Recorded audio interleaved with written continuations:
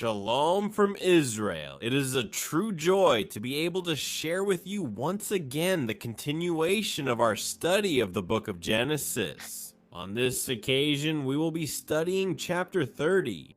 Due to the richness of details that we will find in this passage, we are going to divide it into different sections so that we can calmly analyze each part, better understand the text, and extract the spiritual teachings that God has for us through His Word.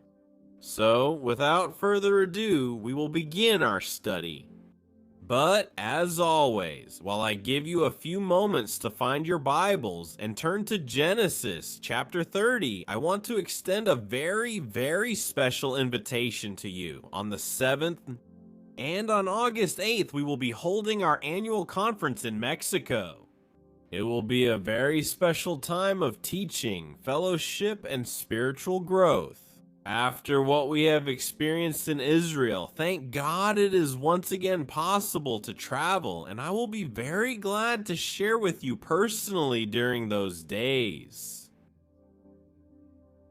I want to encourage you to make the effort to join us, even if it's just for one of the 2 days of the conference. We know that not everyone will be able to be present for the entire event, but it will be a very special opportunity for us to meet and share together.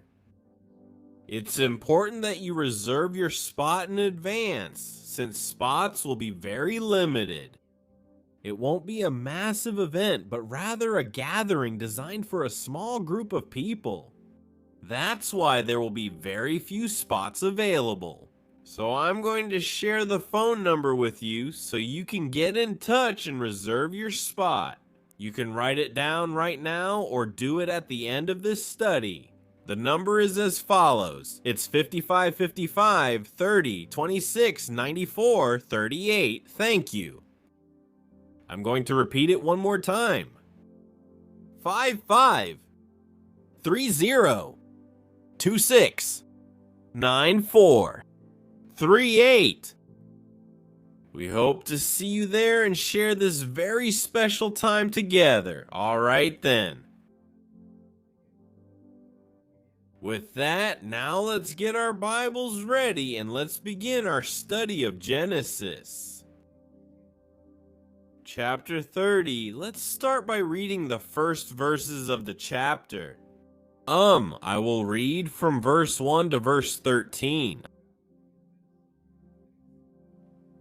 Okay. Then it says, when Rachel saw that she was bearing Jacob no children, she became envious of her sister and said to Jacob, "Give me children, or else I die. And Jacob got angry with Rachel, and he said, "Am I perhaps God who has withheld from you the fruit of your womb?" And she said, "Here is my servant Bilhah. Go into her, and she will give birth on my knees, and I too will have children by her." And Bilhah conceived and bore a son to Jacob. Then Rachel said, "God has judged me, and has also heard my voice and given me a son." Therefore she called his name Dan. Bilhah, Rachel's maid, conceived again and bore Jacob a second son. And Rachel said, "With mighty wrestlings I have wrestled with my sister and have prevailed." And she called his name Naphtali. When Leah saw that she had stopped bearing children, she took her maid Zilpah and gave her to Jacob as a wife, and Zilpah was Leah's maid. She bore Jacob a son, and Leah said, "Good fortune has come," and she called his name Gad.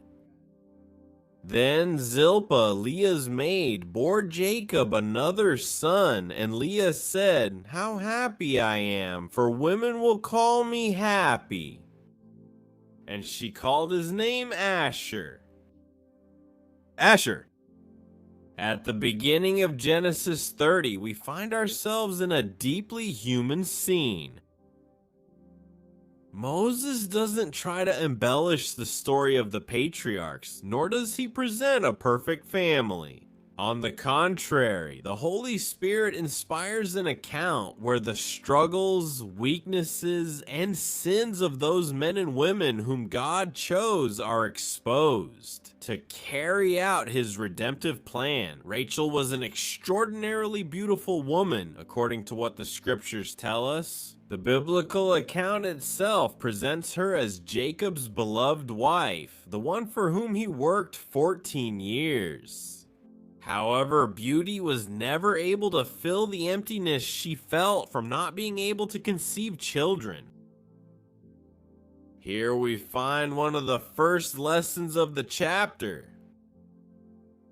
The gifts that God gives never replace the peace that only He can provide. A person can be admired, successful, loved, and even enjoy great privileges and still live dissatisfied when a person lets a single lack govern even their heart. Verse 1 says, "Seeing that she bore no children to Jacob, Rachel became envious of her sister." Observe carefully the order of the text. This is what the text says. She became envious. Finally, she spoke impulsively. Envy almost always follows that same path. It begins when we stop contemplating God's grace in our own lives and set our eyes on the blessings of others. Jewish sages often point out that comparison is one of the roots of many family misfortunes narrated in the book of Genesis. Cain compared his offering with Abel's. Ishmael was compared with Isaac, Esau with Jacob, Joseph with his brothers, and now we find here Rachel constantly comparing herself with Leah. Comparison. It ends up stealing gratitude. Rachel had what Leah longed for, Jacob's love. Leah had what Rachel desperately desired, children. Neither of them fully enjoyed life. Leah had what Rachel desperately desired. And is this principle still valid? When the believer loses sight of God's goodness in his own life, he will inevitably begin to measure the blessings of others. Comparison feeds envy, while gratitude strengthens faith. Rachel's words are intense. "Give me children or else I die." We shouldn't interpret this expression solely as the natural desire to be a mother. Within the culture of the ancient Near East, infertility was considered a public disgrace. The continuity of the family depended on descendants, especially male children, who ensured the preservation, we could say, of the family name and inheritance. Many women experience enormous social pressure because their value was measured almost exclusively by their ability to bear children. This doesn't mean that God shared that mentality. It means that was the cultural context in which they lived. Jacob responds with obvious annoyance. "Am I God," he says, "who has kept you from bearing children?" Although Jacob's tone reflects anger, his words contain a very profound theological truth. Life belongs only to God. In the Hebrew worldview, opening or closing the womb was considered a simple biological phenomenon. Fertility was under the absolute sovereignty of the Lord. It's interesting to note that the ancient rabbis used to say that there are 3 keys that God never gives to any angel: the key of rain, the key of sustenance, and the key of life, that is, of the womb. Regardless of how this tradition is evaluated, it correctly reflects a principle that runs throughout all of Scripture. Life always remains under the governance of the Creator. Without waiting for God's timing, Rachel decides to repeat exactly the same mistake that Sarah made several decades earlier. So she gives Bilhah so that Bilhah can bear children in her place.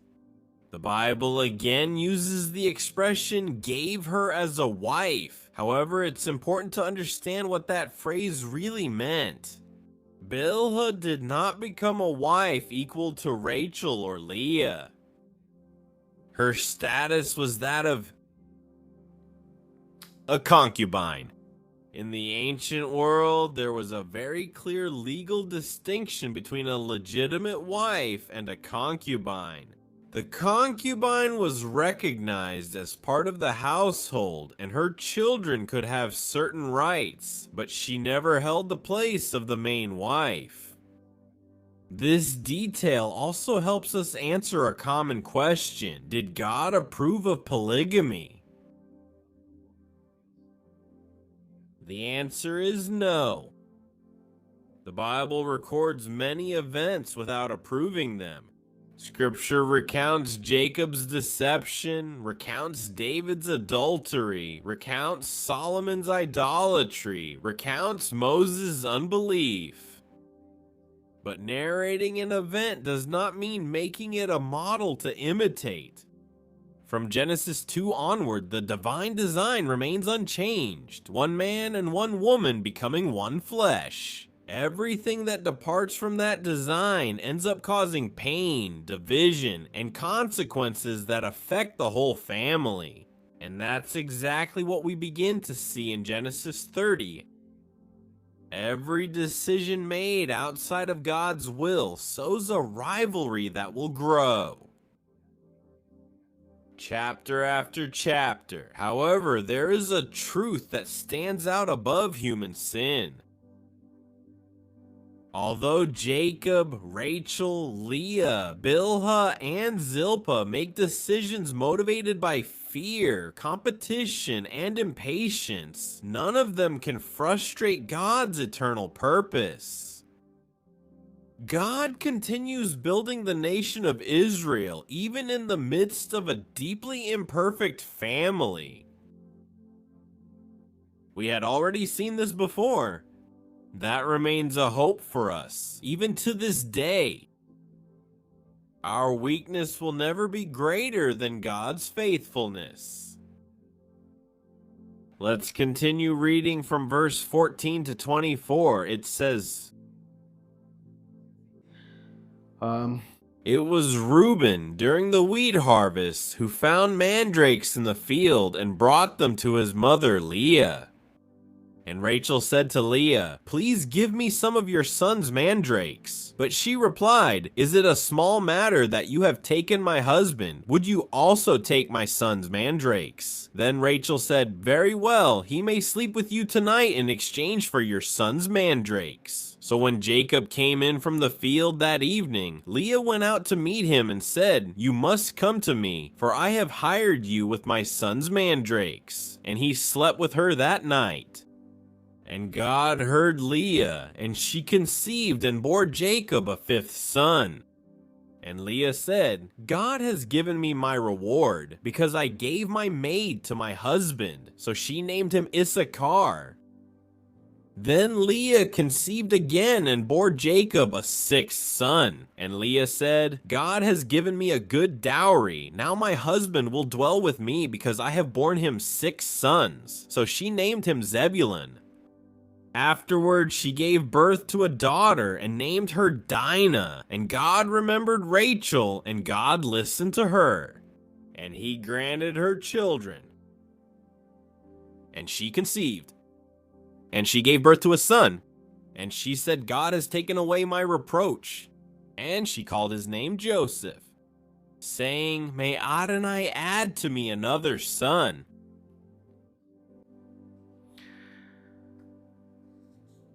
After After observing the rivalry between Rachel and Leah through the birth of the sons of Bilhah and Zilpah, the story continues to show how far the human heart can go when it allows comparisons, insecurity, and the desire for acceptance to govern its decisions. This section begins with a seemingly simple scene. Reuben went out during the wheat harvest, and he found mandrakes in the field. But as often happens in the scriptures, behind an everyday event, we find a profound spiritual lesson. The Bible does not present an idealized family. It shows us real people with real emotions, real struggles, and also real mistakes. And that's precisely where we find one of the great wonders of the Word of God. God doesn't work only with perfect people. He works in the midst of human frailty to accomplish His purposes.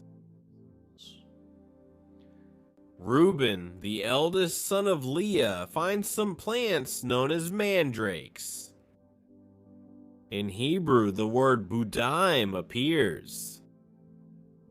This plant has been the subject of much historical discussion in the ancient world. It was associated with fertility, love, and reproductive ability. Some peoples attributed special powers to it to promote conception. It is important to understand the cultural context. In the ancient societies of the Near East, fertility was of great importance. And it was really significant. Having children meant family continuity, the continuation of the family name, economic security, and social recognition. Sterility was not seen simply as a personal difficulty. Many times it was interpreted as a family tragedy. For that reason, it's not surprising that Rachel saw those mandrakes as a possible solution to her problem. But here we find a very profound spiritual lesson. Human beings easily place their hope in what they can see and touch. Rachel had a promise. She had Jacob's love. She was part of the family chosen by God. But at that moment, it seemed that none of that was enough. She wanted an immediate answer. And when God seems to delay, the human heart begins to look for alternatives. Mandrakes represent that tendency of man to seek security in external resources when he should rest in God's faithfulness. Today, our mandrakes may have different names: control, recognition, money, relationships, social status, power, personal power, human solutions. The problem is not necessarily in using legitimate resources. The problem arises when those resources take the place of our trust in God. There is a detail, very interesting in the Hebrew language. The word dudaim, mandrakes, is related to the root dut, which is also associated with love, affection. That is, other poetic texts also appear in the Bible, especially in the Song of Songs. The Hebrews understood that words deeply connected with roots, names, and terms were not empty sounds. They had meaning. And here we find a kind of spiritual irony. Rachel was looking to a plant for what she really needed to find in God. She was looking for fertility. She was looking for acceptance. She was looking for security. But what she really needed was to trust in the Lord, because no plant could do what only God could do. Org. When Rachel sees the mandrakes that Reuben found, she asks Leah, "I beg you to give me some of your son's mandrakes." Leah's response reveals years of accumulated pain. "Is it not enough that you have taken my husband? Must you also take my son's mandrakes?" These words allow us to look into Leah's heart. For years, she had lived feeling undervalued. Let's remember that Genesis 29 tells us, and Adonai saw that Leah was undervalued. Leah had received children, but she still didn't have Jacob's love. Here we see something very important as well. External blessings don't always heal internal wounds. Leah had children, many children, but she was still carrying a burden, with the wound of feeling like she was second. Rachel had Jacob's love, but she carried the wound of not having children. Both women had something the other desired, but neither could fully enjoy what God had already given them. Comparison. It had turned blessings into sources of pain. Then something surprising happens. Rachel responds, "Well, he will sleep with you tonight for your son's mandrakes." Here we find one of the painful scenes of the story. Two sisters negotiate access to the husband they are both sharing. Marital intimacy becomes a transaction. This reveals the level of deterioration the family relationship had reached. The marriage designed by God to be an exclusive and deep union had been turned into a stage for competition.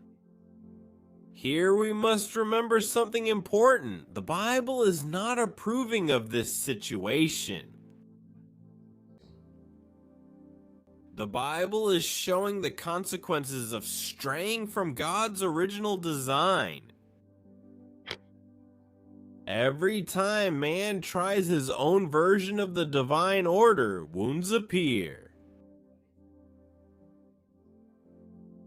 But then a glorious phrase appears. "And God heard Leah." This little statement contains a huge spiritual truth. Even though Jacob didn't fully listen to Leah's pain, even though Rachel competed with her, even though her own family seemed not to understand her, God did listen to her. The text. It doesn't say that Leah manipulated the situation. And that's why God himself responded. It says, God heard. The verb. Here, we found the idea of listening. With attention to respond. With compassion. God was not indifferent to Leah's suffering. This is one of the most beautiful truths in the Bible. God sees those whom others overlook. Let's remember Genesis 16, when Hagar flees to the desert and God reveals himself as the God who sees.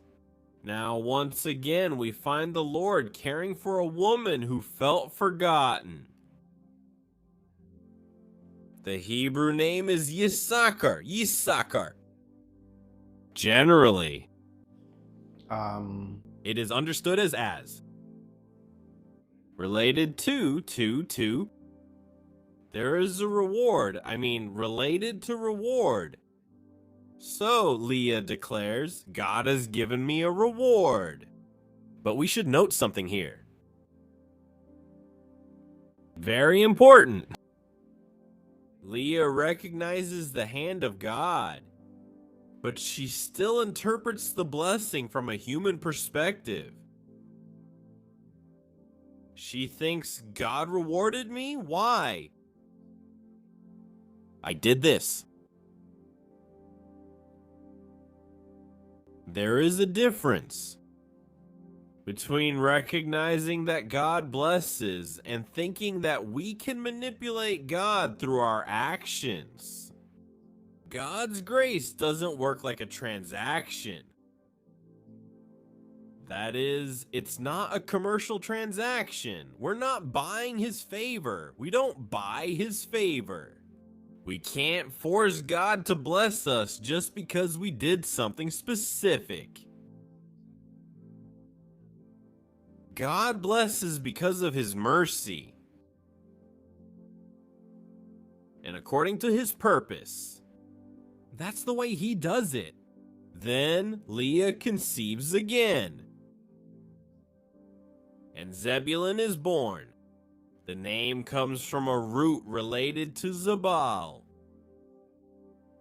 which means to dwell, to reside. Leah says, now he will dwell with me. My husband. Here we see again the deep desire of his heart. He didn't just want children. She wanted to be loved. She wanted to be chosen. She wanted Jacob to find it in her. His home, but no husband, no children, and no human blessing can completely fill a void that only God can fill. And remember that very well too. Then Dinah is born. That's what the scriptures tell us. This detail may seem small, but it's important. It's important. The main purpose of Genesis is to show how God formed the tribes of Israel. For that reason, usually, the biblical record focuses on the male children. However, Dinah is mentioned because later on, she will have an important role. In Genesis 34, the inclusion of Dinah, it also reminds us that God doesn't only work through those that society considers important. Every life is valuable, and every life has value before him. There's no doubt about that. The section. It ends with one of the most beautiful statements of the chapter. And God remembered Rachel. This phrase doesn't mean that God had forgotten her.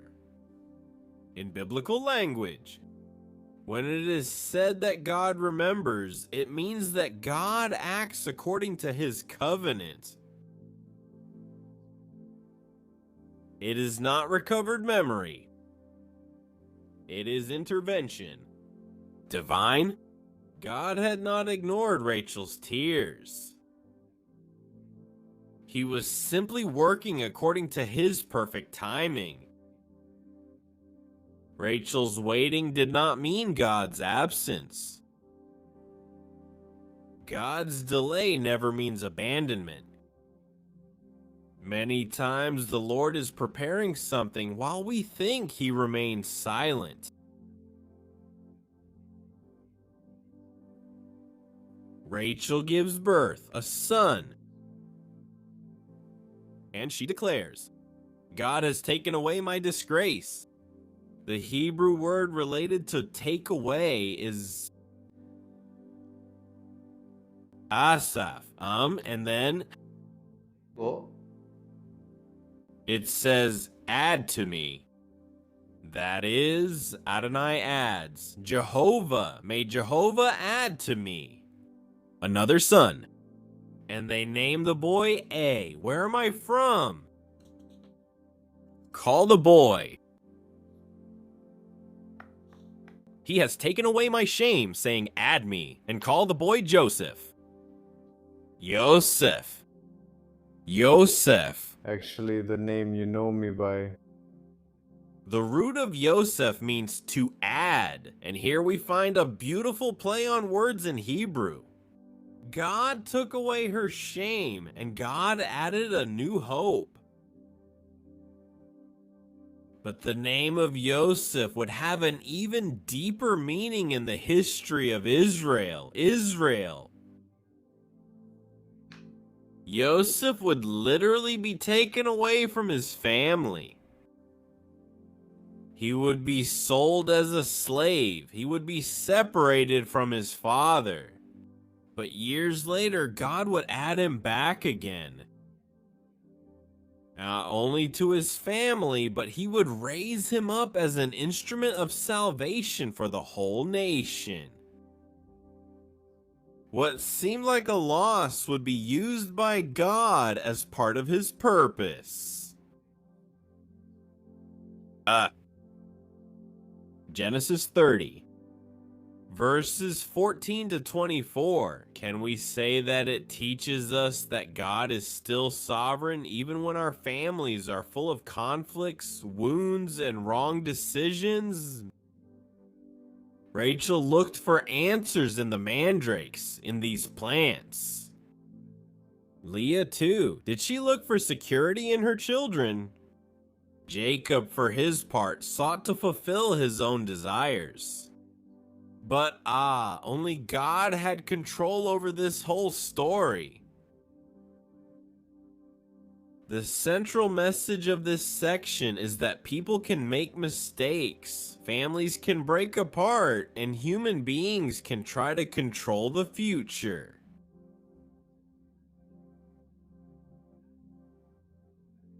But God continues working to fulfill his purposes. That's the reality. The Lord never abandoned Leah. The Lord never forgot Rachel. And the Lord doesn't abandon those who wait for him today either. I know that sometimes his timing may seem slow to us, but believe me, he is never, never, never late. Let's continue, okay? From verse 25 to the end, it says, this happened when Rachel had given birth to Joseph. Then Jacob said to Laban, send me away so I may go to my own place and to my own land. Give me my wives and my children for whom I have served you, and let me go, for you know the service I have done for you. And Laban answered him, if I have found favor in your eyes, and stay. I have learned that Adonai has blessed me because of you. And he said, name your wages and I will give it. And he answered, you know how I have served you and how your livestock has been with me. For you had little before I came, and it has increased greatly. And Adonai has blessed you since my arrival. And now, when will I also provide for my own household? And he said, what shall I give you? And Jacob answered, do not give me anything. If you do this for me, I will continue to tend your sheep. I will go through all your flock today, setting apart all the spotted and speckled sheep and all the dark-colored sheep and the spotted and speckled ones among the goats. And this will be my wages. In this way, my honesty will answer for me tomorrow when you come to check on my wages. Any goat that is not speckled or spotted, and any sheep that is not dark-colored among my sheep will be considered stolen. Then Laban said, let it be as you say. And that same day, Laban separated out the male goats that were speckled and striped, and all the goats that were spotted and speckled, and everyone that had any white on it, and all the dark-colored ones among the sheep, and he put them in the care of his sons, and he put a 3-day journey between himself and them. And Jacob kept himself apart, and Jacob tended the rest of Laban's sheep. Jacob took rods of poplar, hazel, and chestnut trees, and he peeled white strips in them, thus exposing the white of the rods, and he placed the rods he had peeled in front of the livestock, in the channels of the watering troughs where the sheep came to drink, and they would breed when they came to drink. So the sheep conceived in front of the rods and gave birth to striped, spotted, and speckled lambs. And Jacob separated the lambs and put the striped ones and all the dark ones with his own flock from Laban's flock, and he set his own flock apart and did not put them with Laban's sheep. And it happened that whenever the stronger sheep were in heat, Jacob would place the rods in front of the sheep at the watering troughs so that they would conceive in front of the rods. But when the weaker sheep came, he did not put them, so the weaker ones were for Laban, and the stronger ones were for Jacob. And the man became very rich and had many sheep, female servants, male servants, camels, and donkeys.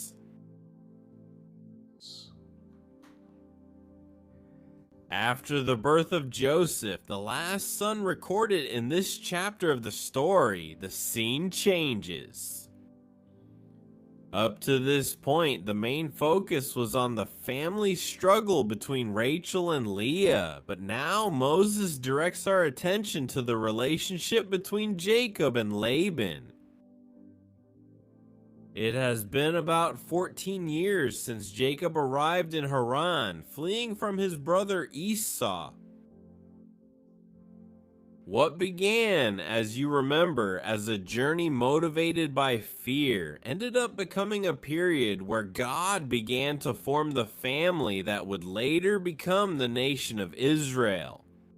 But it's important to remember something. Yaakov wasn't just working for some no-name man. They say for a man who wasn't known, or for just any man.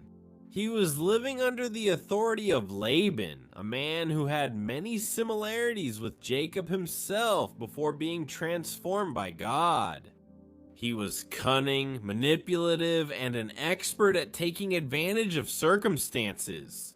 In a way, God puts Jacob in front of a mirror. Jacob had deceived his father Isaac. He had taken advantage of Esau's weakness. He had received the blessing through a human strategy. Now he would have to experience what it means to live under someone who used those very same methods. Many times, God uses our circumstances to teach us what we need to learn.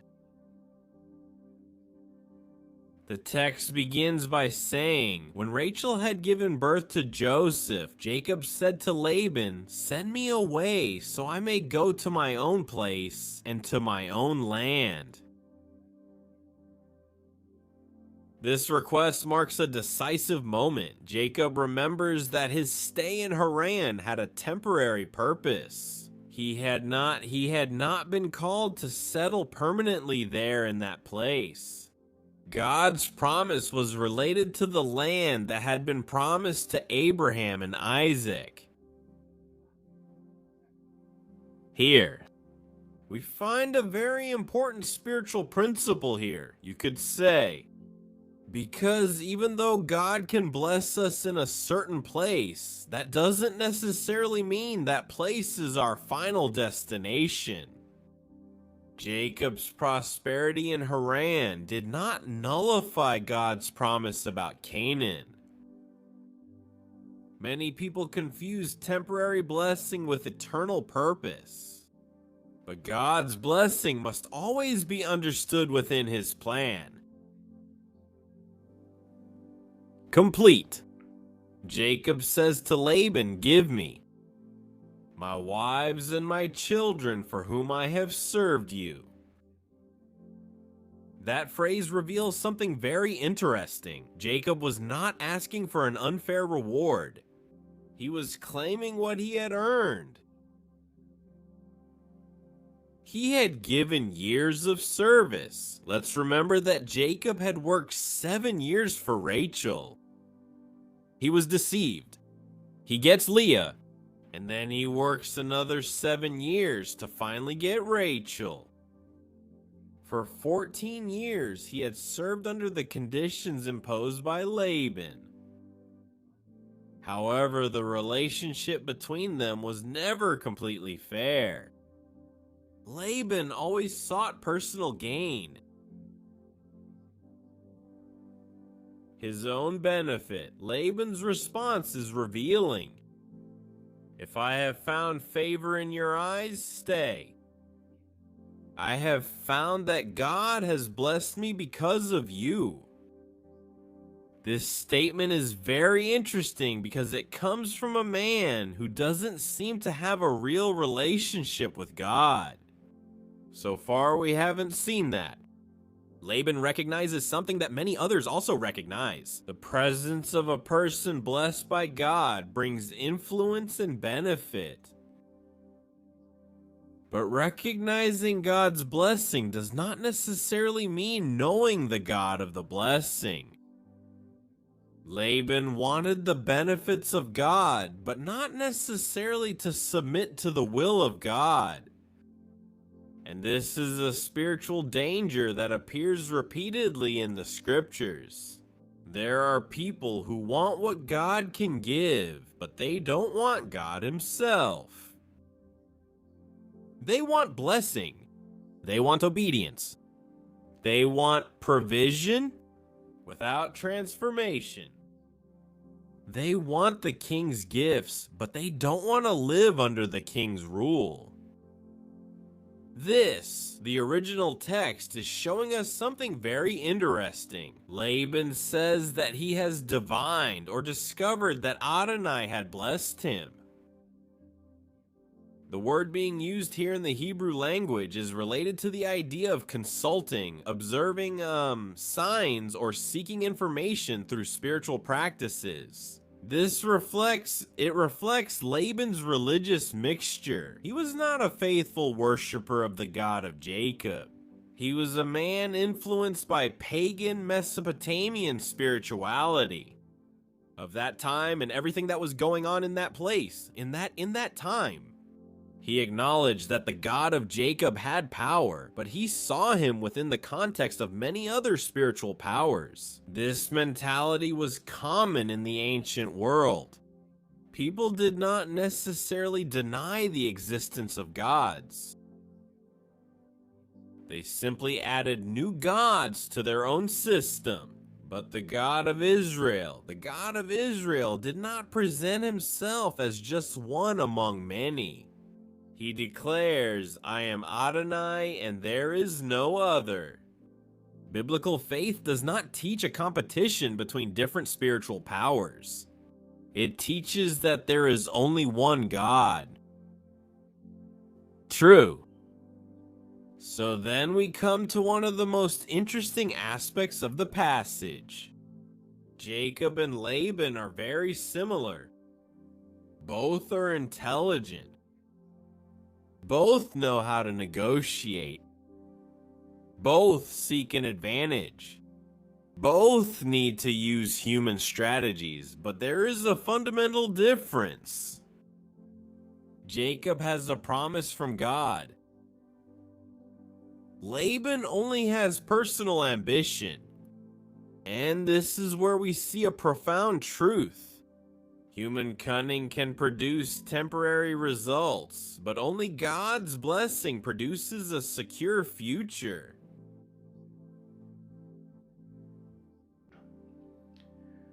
Laban asks a question. What shall I give you? And Jacob gives an answer. Don't give me anything. At first glance, it seems like a display of generosity. But when we analyze the context, we see that Jacob is acting strategically. He proposes to keep the spotted and speckled animals. Why? Because under normal conditions, it would be a minority. Most of the sheep were white. Most of the goats were dark. That's why Laban quickly agreed. From his perspective, Jacob is choosing the less valuable part of the flock. But Laban doesn't understand something. The God of Jacob doesn't depend on human odds. Let's see. To better understand this agreement, we need to understand a bit about the livestock culture of that time. Sheep were usually white, goats were usually dark. Animals with spots or mixed colors were less common. That's why Laban thinks, I'll keep what's abundant, and Jacob with what's scarce.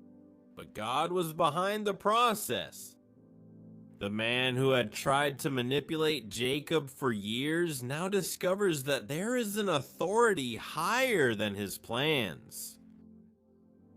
The text says that Laban separated the marked animals and put them under the care of his sons. Here, once again, we are seeing his character. He doesn't trust Jacob. Even after the agreement, he is taking steps to prevent Jacob from benefiting. So Laban represents the man who is always looking to secure his own advantage. But what he doesn't understand is that the true source of Jacob's prosperity wasn't in the animals, but it was in God. The most discussed part of the chapter appears when Jacob takes branches from trees and places them in front of the livestock. For centuries, many have interpreted this as a kind of superstitious practice. Some thought that Jacob believed that the images seen during mating influenced the characteristics of the offspring. However, we must be careful. The Bible does not claim that the rods had magical power. Rather, or later on better said, in Genesis in the next chapter, Jacob explains that it was God who intervened to protect his livestock. Genesis 31 tells us that. The key to the passage is not in the rods. The key is in providence. God's divine providence. Jacob used the livestock knowledge available in his time, but it was God who produced the result of the blessing. Some Jewish commentators have seen this episode as a lesson about the relationship between human effort and divine blessing, because you could say that they go hand in hand. At first it would be, man works, man manages, man uses wisdom. But the final multiplication belongs to God. This connects with the principle expressed in other biblical texts. Human beings want to do their part, but they should never forget that the final result is in God's hands. The final result is surprising. And the man became very wealthy. Jacob ends up possessing a great many herds, servants, maidservants, camels, donkeys. But we should note something. Jacob's prosperity was not simply a reward for his intelligence. It was part of the fulfillment of God's promise. God had told Abraham that he would make him into a great nation. Remember, as we've been going through Genesis, and this had already been said. So here, God was simply multiplying Jacob's family. Genesis 25 and onward shows us the truth that God can fulfill his purposes. Even when we are surrounded by unjust people and complicated circumstances. Jacob was under Laban's authority. Laban was trying. He was trying to take advantage of Jacob, and Jacob was trying to protect himself from Laban. Both were acting from their human nature, you could say, but above them was God. Man can plan, man can deceive. Man can manipulate, but no one can prevent. What God has determined to fulfill. This passage invites us to examine ourselves. And I would ask a question: are we trusting more in our own ability than in God? Are we trying to control every outcome? Are we reacting to injustice with the same methods as those who harm us? Jacob was still in the process of transformation. God was still working on his character. And the same is true for us. The Lord doesn't just want to bless our hands. He wants to transform our hearts, because the greatest blessing is not simply to receive more. The greatest blessing is to become more like Him. Genesis 30 ends by showing that God is still the true protagonist. It's not Jacob, it's not Laban, it's not human strategies, it's God who remains faithful to his covenant. Jacob's family is still full of conflicts. Its members still have many areas that need transformation. But the promise remains. Because God's faithfulness never depends on man's perfection. It depends on perfect character of God. This is as far as we go with today's study. And I just want to say thank you. I'll leave this for you if you're still here, so you can think and ask God, what did you want to teach me today? Right where you are, ask Him, what did you want to teach me today? Take a few minutes, talk to Him. And we will continue studying the book of Genesis. Next week we will be in chapter 31.